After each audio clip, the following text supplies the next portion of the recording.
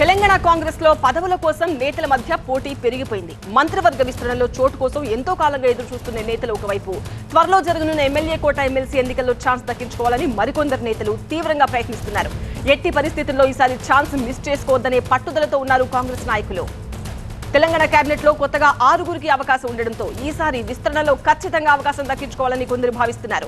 Greater Hyderabad, Rangareddy జిల్లాల్లో గెలిచిన ఏకైక కాంగ్రెస్ ఎమ్మెల్యేను తానేనని, కాబట్టి తనకు గ్యారంటీగా మంత్రి పదవి వస్తుందని కామెంట్ చేశారు ఇబ్రహీంపట్నం ఎమ్మెల్యే మల్రెడ్డి రంగారెడ్డి. మంత్రివర్గ విస్తరణ ఉంటది, వాళ్ళకి తప్పకుండా తెలుసు. హైదరాబాద్, రంగారెడ్డి జిల్లాలో 44% ప్రజలున్నారు. ఈ రాష్ట్రంలో సగభాగం ఉన్న హైదరాబాద్, రంగారెడ్డిలో గతంలో 6 మంది ఉన్నారు. ఈరోజు ఒక్కరు కూడా లేకపోతే సగభాగం ఉన్నటువంటి మంత్రివర్గంని విస్తరించినప్పుడు హైదరాబాద్, రంగారెడ్డి జిల్లా ప్రజల కోసం, హైదరాబాద్ జిల్లా, రంగారెడ్డి జిల్లాలో ఉండేటువంటి ప్రజా సమస్యల మీద మాట్లాడడం కోసం తప్పకుండా గతంలో ఉన్న 6 మందిలో కనీసం గెలిచినల్లో రంగారెడ్డి, గ్రేటర్ హైదరాబాదులో పరిధిలో నేను ఒక్కరిని గెలిచినాను. కాబట్టి తప్పకుండా నాకు మంత్రివర్గంలో ప్రాధాన్యత ఇస్తుంది మా అధిష్టాన వర్గం అని మాత్రం చెప్పిన. మరోవైపు ఎమ్మెల్యే కోట ఎమ్మెల్సీ ఛాన్స్ దక్కించుకోవాలనే నేతల జాబితా కూడా భారీగానే ఉంది. సీనియర్ నేతలు, ఎమ్మెల్యేగా పోటీ చేసే అవకాశం రాని నాయకులతో పాటు గతంలో కాంగ్రెస్ నాయకత్వం నుంచి ఎమ్మెల్సీగా హామీ పొందిన నాయకులు ఈసారి తమ వంతు ప్రయత్నాలు చేసుకుంటున్నారు. అయితే సామాజిక సమీకరణాలను పరిగణలోకి తీసుకుని ఎమ్మెల్సీ అభ్యర్థులను ఎంపిక చేయాలని రేవంత్, కాంగ్రెస్ నాయకత్వం భావిస్తుండటంతో ఆ ఛాన్స్ ఎవరికి దక్కుతుందో అనే ఉత్కంఠ నెలకొంది. మరోవైపు మంత్రివర్గంలో 300 కాపు నేతలకు అవకాశం కల్పించాలని ఆ వర్గం నేతలు కోరుతున్నారు. పార్టీలకు అతీతంగా ఆ వర్గం నేతలు విహెచ్ ఇంట్లో సమావేశం నిర్వహించారు. మంత్రివర్గంలో తమ వర్గానికి స్థానం ఇవ్వాలని సూచించారు. ఇలా ఎవరికి వారు అనేక రకాలుగా పదవులు పొందేందుకు ప్రయత్నిస్తుండటంతో కాంగ్రెస్ నాయకత్వం ఈ అంశంలో ఏ విధంగా వ్యవహరిస్తుందన్నది ఆసక్తికరంగా మారింది. అంశానికి సంబంధించిన మరిన్ని డీటెయిల్స్ తో టీవీ10 ప్రతినిధి ప్రభాకర్ లైవ్ లో జాయిన్ అవుతున్నారు. ప్రభాకర్, ఆశావహుల లిస్ట్ అయితే చాలా ఉన్నట్టుగానే కనిపిస్తుంది. ఇటు సీఎం రేవంత్ రెడ్డికి, కాంగ్రెస్ అధిష్టానానికి కూడా టఫ్ టాస్కే. సో కుల సమీకరణలతో పాటు ఇంకా ఏ అంశాలను పరిగణలోకి తీసుకుని నేతలకు అవకాశం కల్పిస్తారు? నిన్న మీనాక్షి నటరాజన్ రాష్ట్రానికి చేరుకొని మొదటి మీటింగ్ పెట్టిన తర్వాత కొన్ని డిసిప్లినరీ యాక్షన్స్ కూడా స్టార్ట్ అయ్యాయి. ఈరోజు మార్నింగ్ తీన్మార్ మల్లన్నను సస్పెండ్ కూడా చేశారు. దాని తర్వాత జరిగిన పరిణామంలో మల్రెడ్డి రంగారెడ్డి ఇబ్రహీంపట్నం ఎమ్మెల్యేగా ఉన్నారు. మీడియాతో చిట్చాట్ చేస్తూ దాని తర్వాత అఫీషియల్గా కూడా మాట్లాడారు. తాను కేబినెట్ రేస్లో ఉన్నాను, కేబినెట్ విస్తరణ ఉంటుంది, సో దానిలో నాకు కంపల్సరీగా చోటు ఉంటుంది అనేది మల్రెడ్డి రంగారెడ్డి చెప్పారు. అవసరమైతే సామాజిక సమీకరణాలు ఒకవేళ సపోర్ట్ చేయకపోతే నేను అక్కడి నుంచి రాజీనామా చేసి ఏ సమీకరణాలు, ఏ సామాజిక వర్గం అక్కడ సెట్ అవుతుందో, ఫిట్ అవుతుందో, సో ఆ సామాజిక వర్గం నుంచే పోటీ చేసి గెలిపిస్తాను. కాకపోతే నాకు రంగారెడ్డి జిల్లా నుంచి, ఇబ్రహీంపట్నం కాన్స్టిట్యున్సీ నుంచి మంత్రివర్గంలో చోటు ఇవ్వాలి అనేది ఆయన డిమాండ్ చేశారు. బహిరంగంగా మాట్లాడారు. నిన్న రేవంత్ రెడ్డి చాలా క్లియర్గా చెప్పారు, మంచిని బయటకు చెప్దాం, చెడుని చెవిలో చెప్పుకుందాం, మంచిని మైక్లో చెప్దామని చెప్పారు. కాకపోతే ఈరోజే నేతలు బయటకు వచ్చి మాట్లాడుతున్నారు. ఏకంగా మునూరు కాపు సామాజిక వర్గానికి సంబంధించి కులగన్న విజయవంతమైందని కాంగ్రెస్ పార్టీ ఆధ్వర్యంలో ఒక కులగన్నకు సంబంధించిన విజయోత్సవం మీటింగ్లు బీసీ సంఘాలు పెట్టాల్సిందిగా, బీసీ కులాలు ఏ కులానికి సంబంధించి ఆ కులాలు పెట్టుకోవాల్సిందిగా నిర్ణయానికి వచ్చాయి. ఆ నిర్ణయంలో భాగంగా ఈరోజు విహెచ్ నివాసంలో జరిగిన మునూరు కాపు సంఘ సమావేశంలో మిగతా పార్టీల నేతలందరినీ కూడా ఒక అనుకోని డిమాండ్ను తెరపైకి తెచ్చాయి. కులగన్నలో మునూరు కాపుల సంఖ్య తగ్గింది. సో ఈ నేపథ్యంలోనే మునూరు కాపులకు మంత్రివర్గ విస్తరణలో ప్రాధాన్యత ఇవ్వాలి, కంపల్సరీగా విస్తరణలో చోటు కల్పించాలి అంటూ అదొక డిమాండ్ బయటకు వచ్చింది. ఇక ఎమ్మెల్సీ ఎన్నికలకు సంబంధించి ఎమ్మెల్యే కోటాలో ఎమ్మెల్సీలను భర్తీ చేయాల్సి ఉంది. 5 ఎమ్మెల్సీలు ఇప్పుడు తెలంగాణలో ఖాళీ ఉన్నాయి. సో వీటికి సంబంధించి కూడా ఇప్పటికే జోరుగా పైరవీలు స్టార్ట్ అయ్యాయి. ఢిల్లీకి సంబంధించిన రికమెండేషన్స్ స్టార్ట్ అయ్యాయి. నిన్న మీనాక్షి నటరాజన్తో పాటుగా సీఎం రేవంత్ రెడ్డి చాలా క్లియర్గా చెప్పారు, ఎవరైతే పార్టీ కోసం పనిచేశారో వాళ్ళని మాత్రమే గుర్తుంచుకుంటాం, వాళ్ళని మాత్రమే గౌరవించుకుంటామని. సో ఈ నేపథ్యంలోనే మెరిట్ వైజ్గా లిస్టు కాంగ్రెస్ పార్టీ రెడీ చేస్తుంది. కాకపోతే దీంట్లో సామాజిక సమీకరణాలు, ఇక్కడ ఒక మంత్రివర్గ విస్తరణతో పాటుగా ఎమ్మెల్యే కోట ఎమ్మెల్సీలు ఉన్న నేపథ్యంలో సో దీనికి ఏ రకంగా బ్యాలెన్స్ చేస్తారో అనేది అయితే చూడాల్సి ఉంది. సో అటు మంత్రివర్గ విస్తరణ పైన ఎమ్మెల్యేలే బయటకు వచ్చి మాట్లాడుతున్న నేపథ్యంలో ఎమ్మెల్సీలుగా వచ్చిన వాళ్ళు మళ్ళీ మంత్రివర్గాల్లో చోటు అడిగే అవకాశం ఉంటుంది. వారికి ఎట్లా అకామిడేట్ చేస్తారు? సో ఇదంతా ఒక కన్ఫ్యూజన్ అయితే నెలకొంది. సో దీనికి సంబంధించి అయితే ఒక క్లారిటీకి రావాల్సిన అవసరం ఉంది. ఇక మీనాక్షి నటరాజన్ సంబంధించి నిన్న చాలా క్లియర్గా చెప్పారు. పార్టీ లైన్ దాటి ఎవరు మాట్లాడినా చాలా కఠిన చర్యలు ఉంటాయని చెప్పారు. సో పార్టీ లైన్ దాటి మాట్లాడే వారిపైన ఏ విధంగా ఉండబోతుంది, కొంత కంట్రోల్ తప్పుతున్నారు అనుకున్న నేపథ్యంలోనే మీనాక్షి నటరాజన్ను తెలంగాణ కాంగ్రెస్ వ్యవహారాల ఇన్ఛార్జ్గా వేశారు. సో ఇప్పుడు ఈ రోజు నుంచి ఏ విధంగా ఉండబోతుంది అనేది అయితే చూడాల్సి ఉంది. రైట్ ప్రభాకర్. పోసాని కృష్ణమురళి సిక్కయ్యారు. ఛాతీలో విపరీతమైన నొప్పిగా ఉందనడంతో హుటాహుటిన ఆయన్ని హాస్పిటల్కి తరలించారు. మరోవైపు పోసానిపై కేసుల సంఖ్య పెరుగుతూనే ఉంది.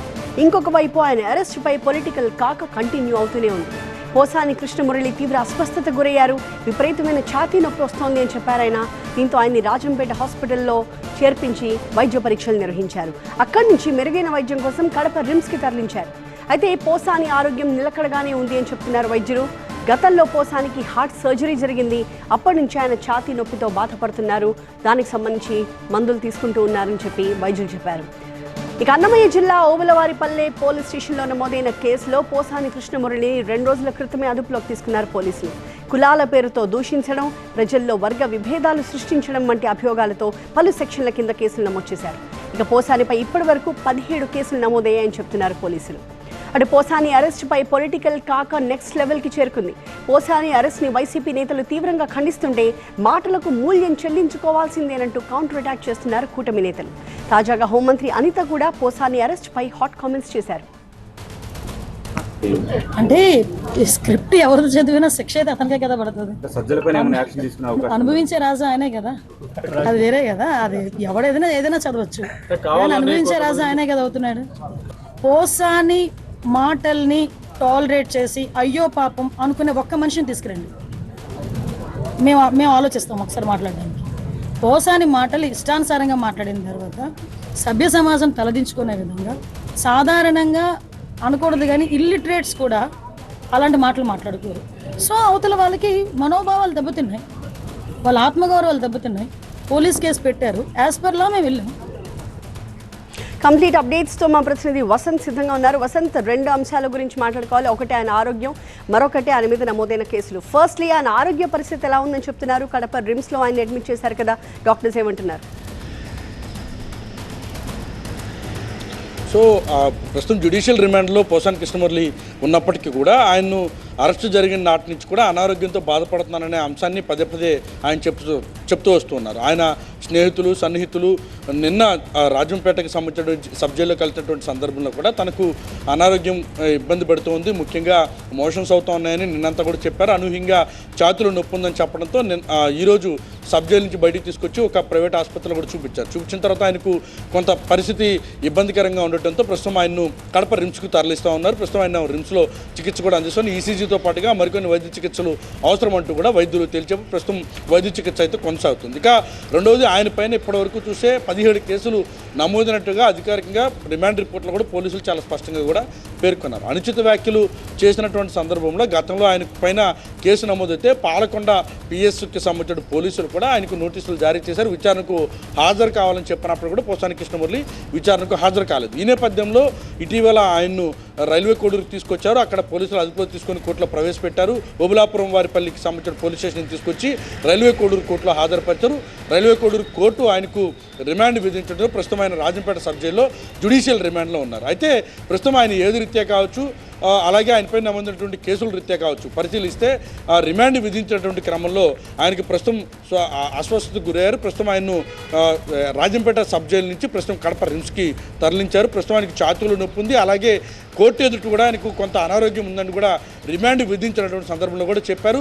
పోలీసులు అరెస్ట్ చేస్తూ ఉన్నటువంటి క్రమంలో కూడా తనకు వైద్య చికిత్సలు తీసుకుంటూ ఉన్నాను, అనారోగ్యానికి గురయ్యాను, కాబట్టి సమయం ఇవ్వాలంటూ కూడా కోరినప్పటికీ కూడా ప్రస్తుతం పోలీసులు అదుపులో తీసుకొని ఆయన కోర్టులో హాజరుపడుతున్న పరిస్థితి. ప్రస్తుతం ఆయనకు పరిస్థితి కొంత ఇబ్బందికరంగానే ఉంది అనేది వైఎస్ఆర్ కాంగ్రెస్ పార్టీ నేతలు పరామర్శించినటువంటి సందర్భంలో కావచ్చు, పోసానికి సంబంధించిన సన్నిహితులు స్నేహితులు వారి కుటుంబ సభ్యులు ములాఖతులు పరామర్శించినటువంటి సందర్భంలో కానీ చెప్పినటువంటి పరిస్థితి. ప్రస్తుతం వైద్యులు కూడా ఆయనకు అనారోగ్యం ఉంది, అలాగే ఆయనకి సంబంధించి గతంలో బైపాస్ చేయించుకున్నారు.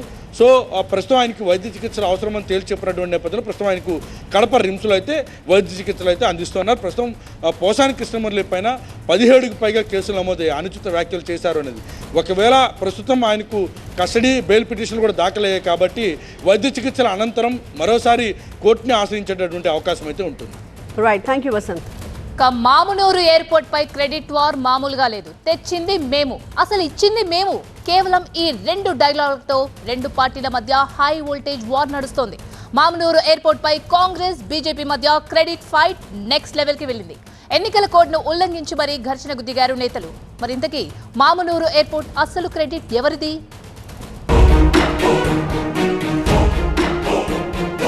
వరంగల్ కొత్త రంగులు అద్దుకుంటోంది.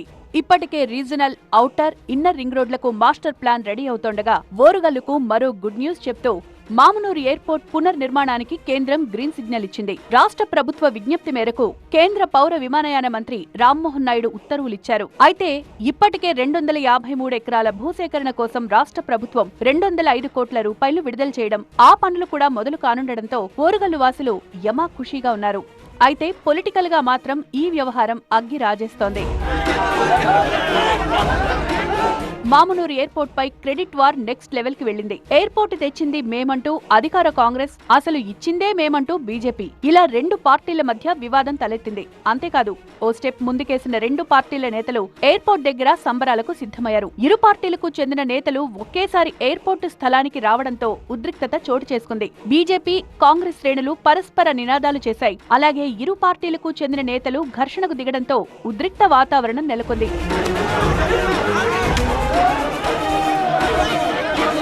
ప్రధాని మోదీ వల్లే ఎయిర్పోర్ట్ పునర్నిర్మాణం జరుగుతోందని స్థానికులే చెప్తున్నారని అంటున్నారు బీజేపీ నేతలు. ఆ విషయాన్ని కాంగ్రెస్ జీర్ణించుకోలేకపోతోందంటూ ఆగ్రహం వ్యక్తం చేశారు. అదేం లేదండి, ఇక్కడ కాంగ్రెస్ ఇక్కడ ఉన్న మా భారతీయ జనతా పార్టీ కార్యకర్తలు అనుకోవచ్చు. అదేవిధంగా ఇక్కడ స్థానికంగా మామ్నూరు నుంచి చాలా మంది ప్రజలు ఇక్కడికి వచ్చి మాకు మద్దతు తెలిపి నరేంద్ర మోడీ గారికి పుష్పాభిషేకం కార్యక్రమం చేపట్టడం జరిగింది. వారు అది జీర్ణించుకోలేకనే వాళ్ళు కొంతమంది కార్యకర్తలు వచ్చి మేము కూడా ఏదో చేయాలని చూశారు. ఆ ప్రయత్నం ఏదీ జరగలేదు. ఇక్కడ స్థానికంగా ఉన్న ప్రజలే వాళ్ళని తిరస్కరించారు. అసలు మామునూరు ఎయిర్పోర్టుకు పునాది వేసింది కాంగ్రెస్ పార్టీ అంటూ వాదిస్తున్నారు హస్తం పార్టీ నేతలు. ఉమ్మడి ఆంధ్రప్రదేశ్ ఉన్నప్పుడే 2004లో కూడా, 2005లో, అలాగే 2009లో కూడా 53 కోట్లకు కేటాయించి దీనికి పునాది వేసింది కాంగ్రెస్ పార్టీ. మన్మోహన్ సింగ్ గారు ప్రధానమంత్రిగా ఉన్నప్పుడే యూపీఏ గవర్నమెంట్లో. ఇటు సీఎం రేవంత్ ని కలిసి మరీ కృతజ్ఞతలు తెలిపారు ఉమ్మడి వరంగల్ కాంగ్రెస్ నేతలు. ఎంపీలు కావ్య, బలరాం నాయక్, సీఎం సలహాదారు వేం నరేందర్ రెడ్డి, ఎమ్మెల్యేలు కడియం శ్రీహరి, నాయని రాజేందర్ రెడ్డి, రేవూరి ప్రకాష్ రెడ్డి సహా పలువురు నేతలు ఎయిర్పోర్టుకు కేంద్రం గ్రీన్ సిగ్నల్ ఇచ్చిన నేపథ్యంలో సీఎంకు అభినందనలు తెలిపారు. మొత్తంగా ఇప్పుడే ఈ రేంజ్లో క్రెడిట్ ఫైట్ నడుస్తుంటే మున్ముందు ఇంకెలా ఉంటుందో చూడాలి.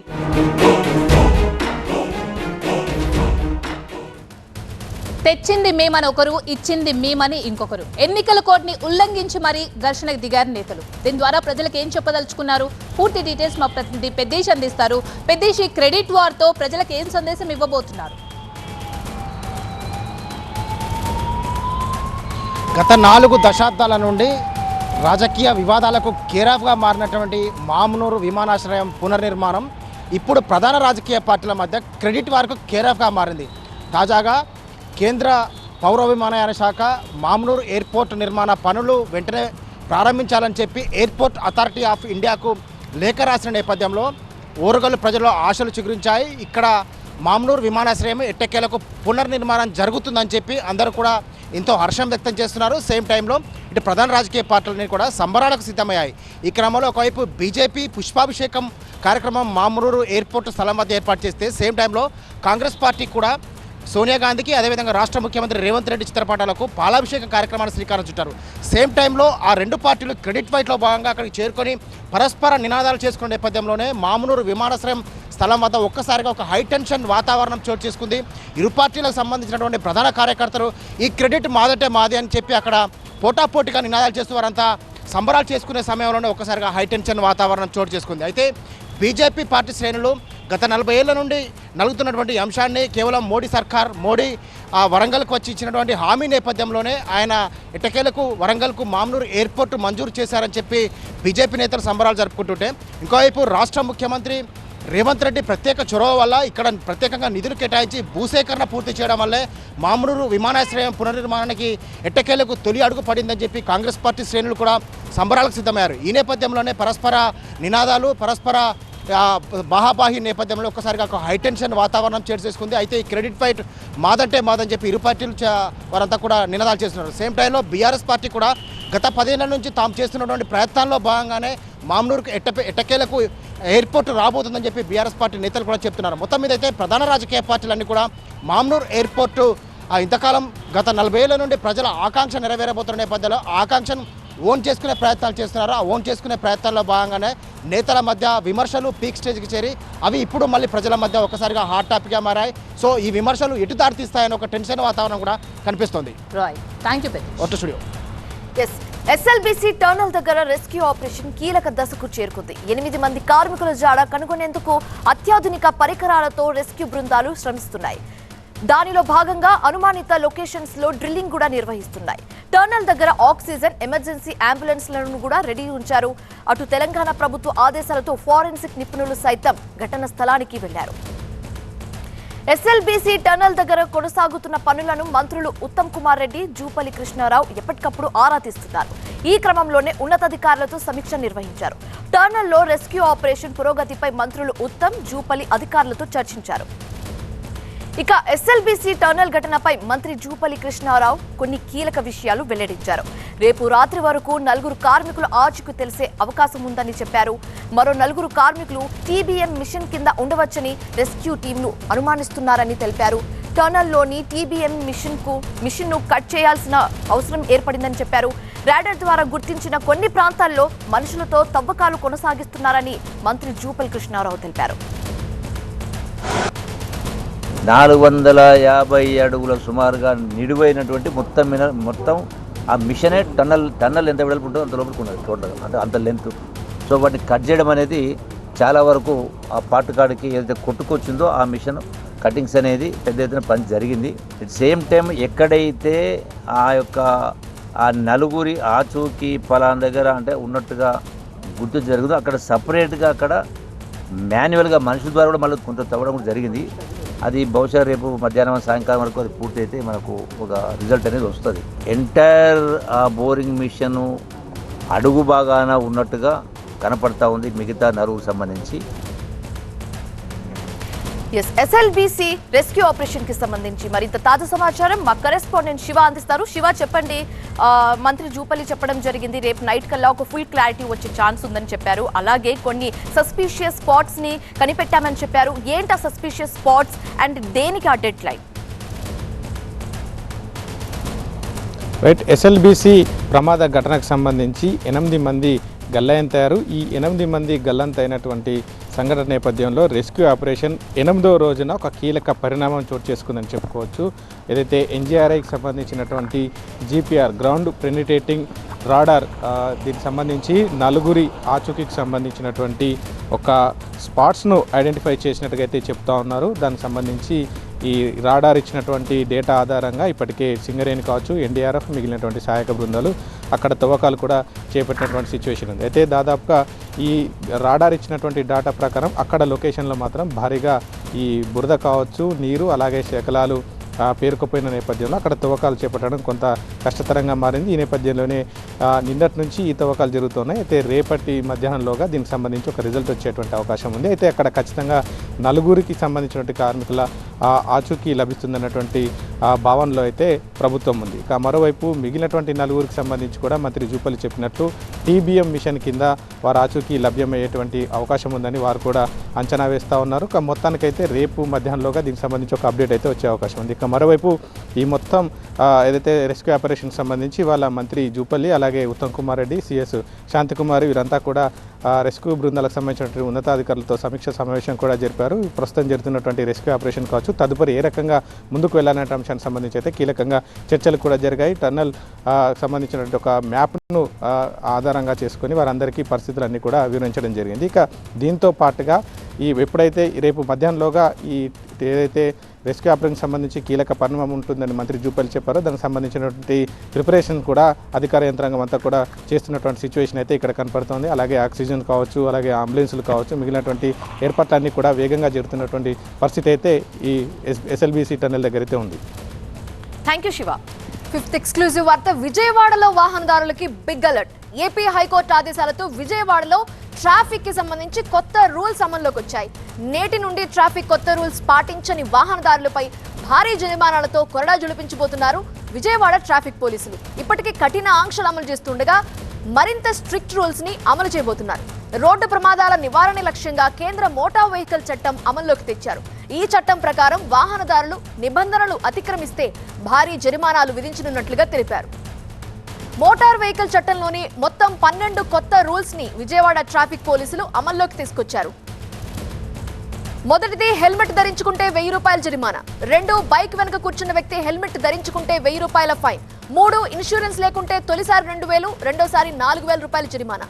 4ది డ్రైవింగ్ లైసెన్స్ లేకపోతే 5000 జరిమానా. 5 పొల్యూషన్ సర్టిఫికేట్ లేకుండా వాహనం నడిపితే 1500 రూపాయల ఫైన్. 6 సెల్ ఫోన్ మాట్లాడుతూ డ్రైవింగ్ చేస్తే తొలిసారి 1500, రెండోసారి ఏకంగా 10,000 రూపాయల జరిమానా. 7ది ఆటో లారీ డ్రైవర్లు యూనిఫామ్ ధరించుకుంటే మొదటిసారి 150, రెండోసారి 300 రూపాయలు కట్టాల్సి ఉంటుంది.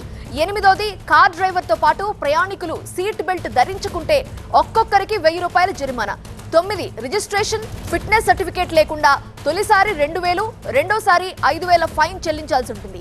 10 అతి వేగంతో వాహనం నడిపితే తొలిసారి 1000 రూపాయల జరిమానా. 11 ద్విచక్ర వాహనంపై 3 ప్రయాణిస్తే 1000 రూపాయల జరిమానా. 12 రేసింగ్లకు పాల్పడితే తొలిసారి 5000, రెండోసారి 10,000 వసూలు చేస్తారు. మరింత సమాచారం మా ప్రతినిధి శివకుమార్ అందించడానికి లైవ్ లో సిద్ధంగా ఉన్నారు. శివకుమార్, వాహనదారుల రెస్పాన్స్ ఎలాగుంది? వాళ్ళ సేఫ్టీ కోసమే ఈ రూల్స్ అన్నింటినీ కూడా స్ట్రిక్ట్ గా అమలు చేయబోతున్నారు. అయితే వాళ్ళందరికీ ఈ రూల్స్ పై అవగాహన ఉందా? బికాస్ ఫైన్స్ వేయడానికి రెడీగా ఉన్నారు ట్రాఫిక్ పోలీసులు. నేటి నుంచి రాష్ట్ర వ్యాప్తంగా అమల్లోకి వచ్చినటువంటి నూతన వెహికల్ యాక్ట్ చట్టం మీద అయితే ప్రజలు కొంత అసహనం వ్యక్తం చేస్తున్నారు. మరోవైపు కొంత ఇలాంటివి చట్టాలు తీసుకురావడం వల్ల ప్రజల్లో అవేర్నెస్ పెరగడంతో పాటు కొంతవరకు ఏదైతే నేరాలు కావచ్చు, ఇటు నిబంధనలు ఉల్లంఘించిన సంబంధించినటువంటి అంశాలు ఇవన్నీ కూడా కంట్రోల్లోకి వస్తాయని చెప్పని కూడా నిపుణులు చెప్తూ ఉన్నారు. ప్రస్తుతం విజయవాడ వ్యాప్తంగా కూడా పోలీసులు ఈ రోజు నుంచే కూడా ఈ నూతన వెహికల్ యాక్ట్ను అమల్లోకి తీసుకొచ్చారని చెప్పుకోవచ్చు. గతంలో కంటే భారీ జరిమానాలు అయితే విధిస్తున్నటువంటి పరిస్థితులు కూడా కనపడుతూ ఉన్నాయి. ఎవరైనా నిబంధనలు బేఖాతరు చేస్తే మటుకి వారి మీద కఠిన చర్యలు తీసుకునే విధంగా అయితే పోలీసులు ఉక్కుపాదం మోపుతూ ఉన్నారని కూడా చెప్పుకోవచ్చు. ఏదైతే హైకోర్టు ఇచ్చినటువంటి ఆదేశాల ప్రకారం అయితే పోలీసులు మొత్తం 12 అంశాలకు సంబంధించినటువంటి రూల్స్ను అయితే కొత్తగా అమల్లోకి తీసుకొచ్చారు. దీని మీద ఇప్పటికే డ్రైవ్ను కూడా ప్రారంభించినటువంటి పరిస్థితి.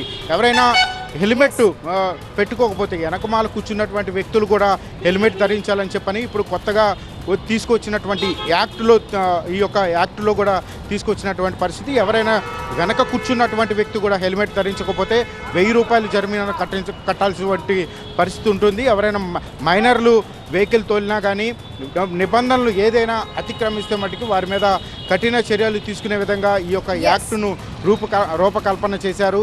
భారీ జరిమానాను విధించే విధంగా అయితే పోలీసులు ఈ కొత్త యాక్ట్ను అమల్లోకి తీసుకొచ్చిన నేపథ్యంలో విజయవాడలో ఉన్నటువంటి నగర ప్రజలు ఒకవైపు కొంత భయాందోళనకు గురవుతున్నప్పటికీ కూడా ఈ యొక్క నూతన యాక్ట్ ఏదైతే ఉందో అదంతా కూడా అమల్లోకి వస్తే కొంత ప్రజల్లో అవేర్నెస్ పెరిగి ఈ యొక్క నిబంధనలు పాటిస్తారని చెప్పని కూడా నిపుణులు చెప్తూ ఉన్నటువంటి పరిస్థితులు కనపడుతున్నాయి. ప్రస్తుతం ఈ 12 అంశాలకు సంబంధించి పోలీసులు తీసుకొచ్చినటువంటి యాక్ట్ మీద అయితే డ్రైవ్ అయితే కొనసాగుతున్నటువంటి పరిస్థితులు కూడా కనపడుతూ ఉన్నాయి. Right Shivakumar, thank you for joining. ఇది ఇవాల్టి 5 at 5.